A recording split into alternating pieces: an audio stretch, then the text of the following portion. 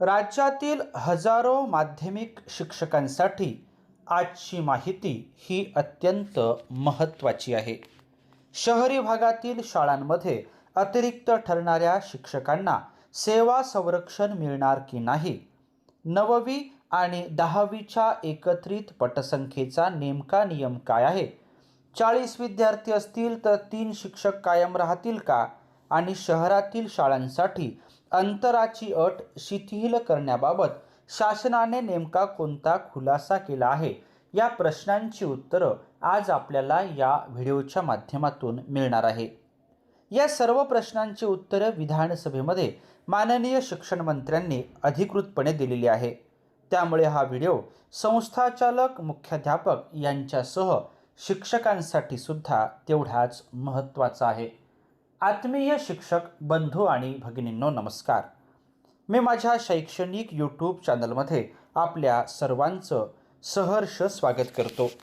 आजच्या या व्हिडिओमध्ये आपण महाराष्ट्र विधान परिषदेमध्ये तारांकित प्रश्नोत्तराच्या यादीमधील शिक्षकांच्या संदर्भातला एक महत्त्वाचा प्रश्न आणि त्या प्रश्नाचं उत्तर हे जाणून घेणार आहोत.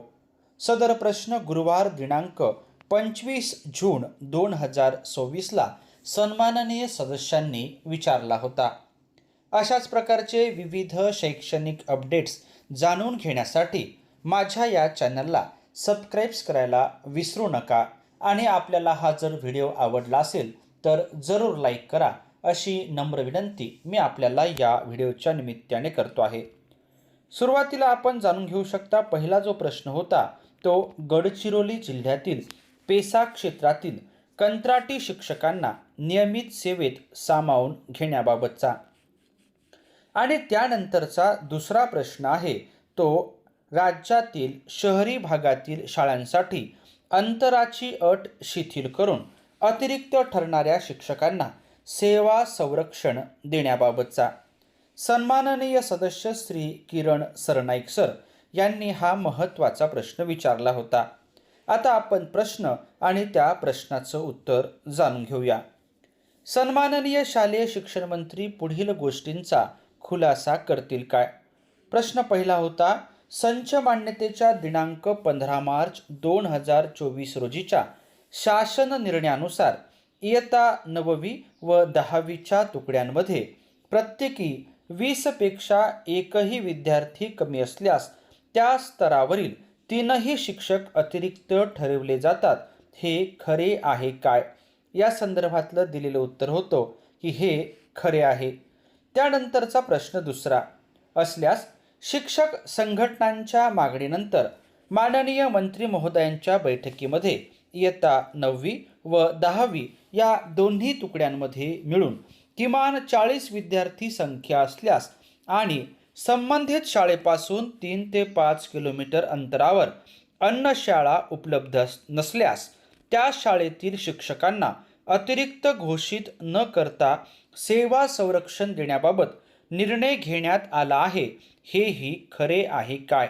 या संदर्भातलं सन्माननीय शालेय शिक्षण मंत्री महोदयांनी दिलेलं उत्तर आहे, शासन निर्णय दिनांक 15/3/2024 मधील तरतुदीनुसार ज्या माध्यमिक शाळांमध्ये गट 9-10 करिता शिक्षक अनुज्ञेय होतात अशा शाळेपासून 3 ते 5 किलोमीटर परिसरात असणाऱ्या व त्या परिसरात माध्यमिक शाळात इयत्ता 9वी ते 10वीच्या गटाकरिता 0 पदे मंजूर होणाऱ्या शाळांमध्ये इयत्ता 9वी 10वीच्या गटामध्ये संच मान्यता वर्ष 2025-26 मध्ये दोन्ही वर्गाची एकत्रित पटसंख्या 40 असल्यास 3 शिक्षक अनुज्ञेय करण्याबाबत शासनपत्र दिनांक 24/3/2026 अन्वये निर्देश देण्यात आले होते.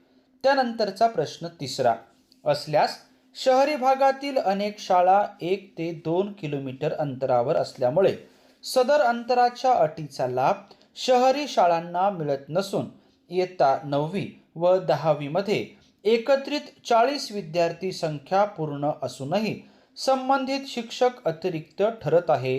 हेही खरे आहे काय? आणि प्रश्न चौथा होता की असल्यास विद्यार्थ्यांचे शैक्षणिक नुकसान व शिक्षकांवरील अन्याय टाळण्यासाठी इयत्ता 9वी व 10वी मध्ये एकत्रित 40 विद्यार्थी संख्या पूर्ण असल्यास शहर भागातील शाळांसाठी अंतराची अट शिथिल अथवा रद्द करून संबंधित शिक्षकांना सेवा संरक्षण देण्याबाबत शासनाने कोणती कार्यवाही वा उपाययोजना केली वा करण्यात येत आहे? या संदर्भातील दिलेलं उत्तर आहे प्रश्न क्रमांक 3 व 4.